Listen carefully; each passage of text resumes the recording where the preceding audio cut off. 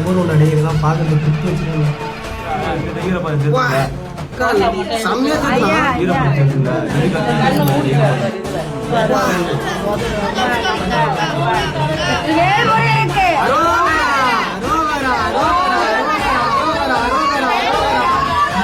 முருகர் கண்ணை திறந்துட்டாரா? படையெடுத்த பக்த கோடிகள்.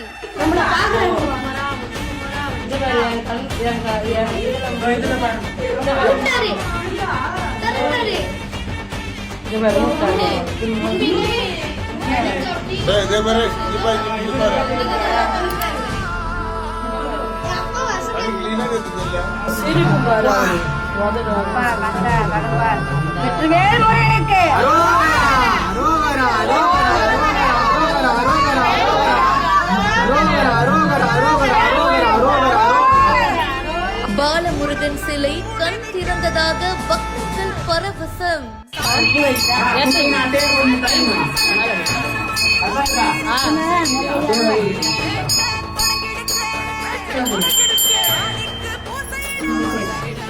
புது வருஷம் அதுவுமா இது நம்ம லிஸ்ட்லயே இல்லையே அப்படின்ற மாதிரி தாங்க இருக்கு. பொன்னேரியில விநாயகர் கோவில்ல இருக்கிற முருகன் சிலையுடைய கண்ணு திறந்ததா சொல்லப்படுது. பக்தர்கள் கூட்டம் கூட்டமா இத பார்க்க வந்திருக்காங்க.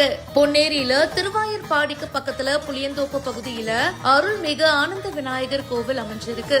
இந்த கோவிலுடைய கும்பாபிஷேகம் கடந்த 8ஆம் தேதி நடந்துச்சு.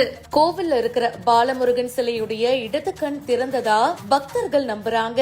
பாருங்க பாருங்க, அந்த காட்சிய பாருங்க, கண்ணை திறக்கிறாரு, நல்லா பாருங்க, கண்ணை மூடுறாரு அப்படின்னு சொல்லிட்டு பக்தர்கள் பக்கத்துல நின்னுட்டு அந்த சிலை கண்ணை மூடி திறக்கிறதா பக்தர்கள் கருதுறாங்க.